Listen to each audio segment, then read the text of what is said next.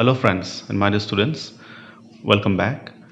As we were discussing about the UPSC syllabus as well as MPSC syllabus in the first part of the video, I just took the phone camera and recorded from the computer screen. So now I am doing in a different method so that it will be easy for you and it will be nice to see on the screen of your mobile phone or any other device. So today we will discuss the second part. Like in the first part, I have discussed about history part, right? So in the second part, we will discuss about the society, Indian society. Then the topics which we will discuss under the Indian society chapter, we will discuss today in this second part of the video. So these salient features of Indian society, diversity of India, role of women, and these things are mentioned in the syllabus under GS1. But we will go in details. We will not go in details about the topics, but I will just mention the topic names, like which are the important topics you have to study for society. So let's go. So Indian society, first you have to study about the salient features of the Indian society. Under these, you have diversities, types, caste, linguistic, social and religious, race, tribe and ethnicity, culture, challenges posed by diversity, unity, pluralism, unity and diversity, inequality and exclusion, family system, examples of above. Then the role of women and women's organization. Women's organization, empowerment through action, 19th century social reform, movements and early women's organization, agrarian struggles and revolt, participation in freedom struggle, women's organization post 1947, resurgence of women's movement in the 70s, emergence of new organization, approaches and issues, contemporary women's issue and organization response, women's organization and self-help groups, challenges faced by women's organization. So these are the important topics you have to read under role of women and women's organization.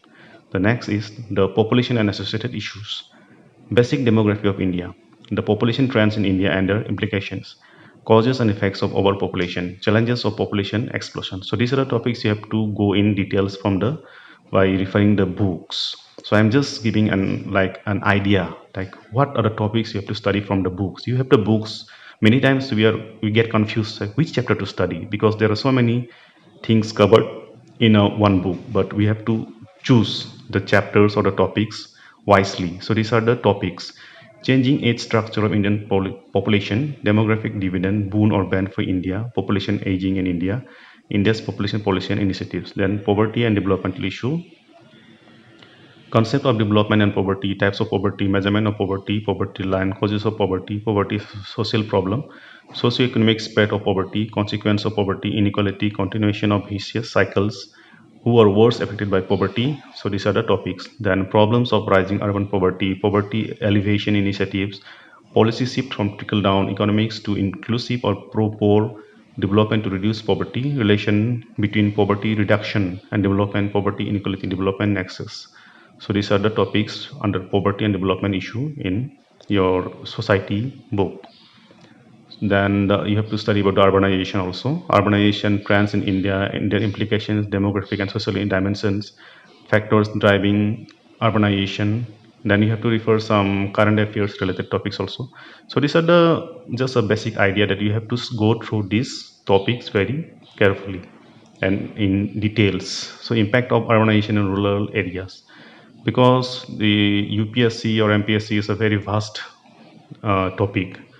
They cover a very vast topic, so you have to you have to read all these topics very nicely in details. Then the slums, then under effects of globalization on Indian society, understanding globalization, its different dimensions, globalization in India, impact of globalization on India, socio-cultural. So these are the main topics you have to study from the book. There are many books available, so you can refer any books which covers all these topics.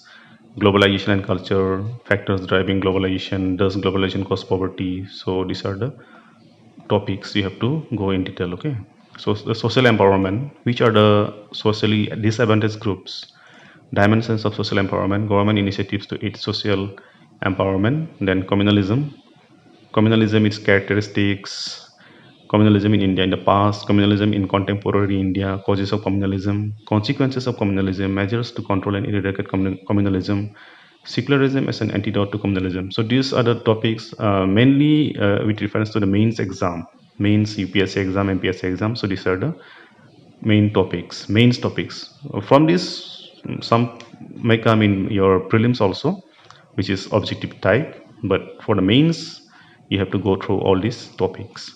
Concept of region and regionalism, different forms of regionalism, regionalism in India, causes of regionalism, concept of zones of soil, then the consequences of regionalism, federalism and regionalism, role of regional parties, measures to contain regionalism, regionalism in the international sphere, then secularism, concept of secularism, Indian model of secularism, secularism in India, nature and practice of secularism in India, uniform civil code, challenges faced by secularism in India, measures to make India truly secular. So these are the some of the important topics of society which you have to go in detail from by reading the books and by referring to the important websites. Then this is the second part of my video. So in the next video we will discuss about the geography part, that which are the important topics under geography. So thank you so much.